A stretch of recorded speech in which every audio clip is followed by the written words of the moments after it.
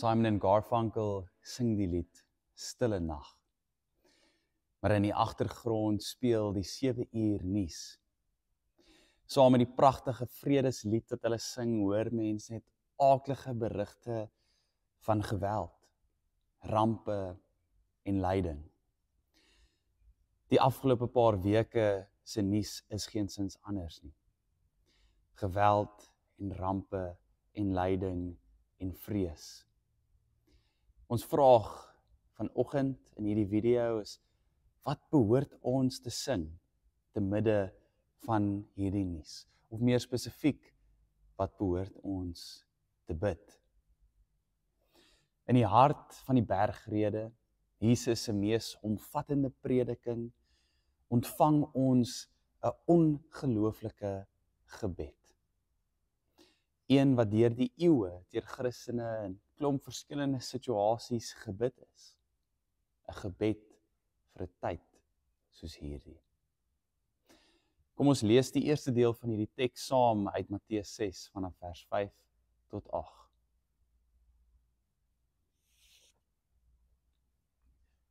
En wanneer julle bid, moet julle nie soos die skynheiliges wees nie, want hulle hou daarvan om in die sinagoges en op die straathoeke te staan en bid, sodat hulle deur die mense gesien kan word. Amen, ek sê vir julle, hulle het reeds hulle volle beloning ontvang. Maar jy, wanneer jy bid, gaan na jou binneste kamer, maak jou deur toe en bid tot jou Vader, wat in die verborgenheid is. En jou Vader wat in die verborgenheid sien, sal jou beloon. Wanneer jy bid, moet jy nie soos die heidene stortvloed woorde gebruik nie, want hulle dink dat hulle op grond van hulle baie woorde verhoor sal word. Moenie soos hulle wees nie, want julle Vader weet wat julle nodig het, nog voordat julle hom vra.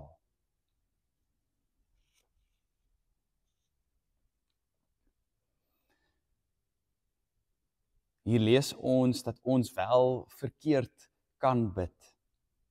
Dit gebeur wanneer gebed gaan oor iets anders as 'n ontmoeting of 'n interaksie met God. Dat gebed nie gaan oor selfverheffing of selfvertoning nie. Dat gebed nie gaan oor transaksies of die idee dat ons vir God kan ooreed van iets nie. Gebed is in die eerste plek 'n intieme, selfs geheime praktyk, gewortel in die vertroue dat God ons Vader is en dat hierdie goeie Vader weet wat ons nodig het.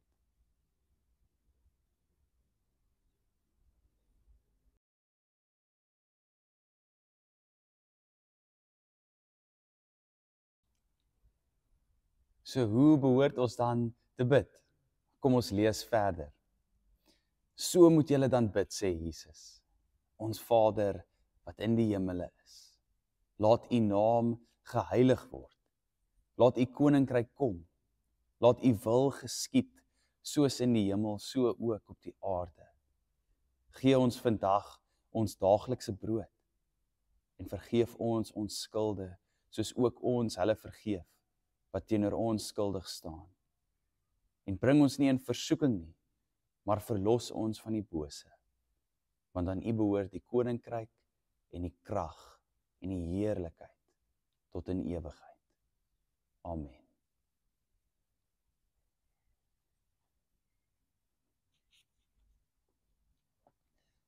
Die gebed bestaan uit 2 dele. Die eerste deel is die U-bede. Laat u naam geheilig word. Laat u koninkryk kom. Laat u wil geskied, soos in die hemele, so ook op die aarde. En dit belig eintlik vir ons dit waaroor dit gaan. In die eerste plek, nie oor my naam nie, nie oor my koninkryk nie, nie oor my wil nie. Die gebed rig ons hart op die belange van God. Dit is 'n gebed wat ons eintlik roep om ons eie behoeftes eerste neer te lê.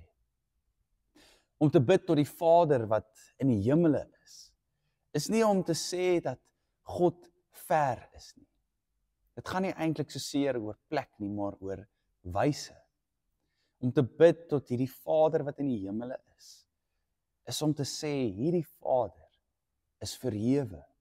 Hierdie Vader is bo ons begrip.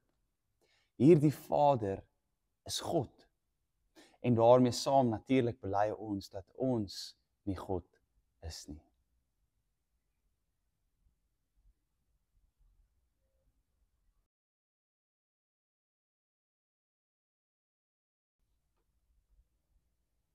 Die tweede deel van die gebed is die ons bede, ons brood, ons skulde.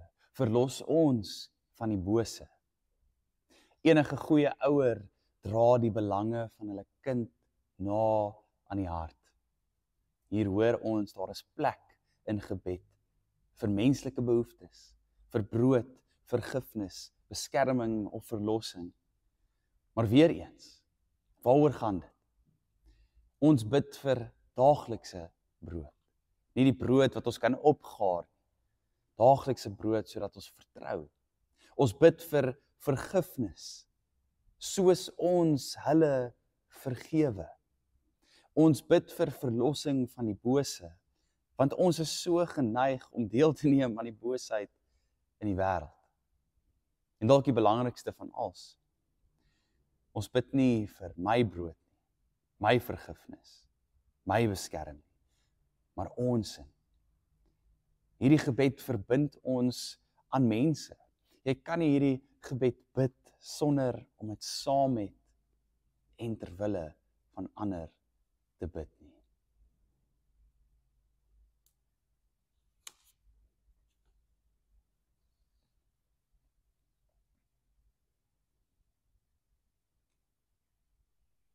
Leonard Boff sê, the human being is not so much about being, but about becoming. Hierdie gebed help ons om te word. Ons harte te rig op dit wat vir God saak maak. Ons nederige belange voor God neer te sit en te vertrou op sy voorsiening, op sy vergifnis, op sy beskerming en sy verlossing. Ek gaan jou nou kans gee om self hierdie gebed te bid en mag dit hard en duidelik lei te midde van die geweld en die lyding en die swaar kry in jou eie lewe.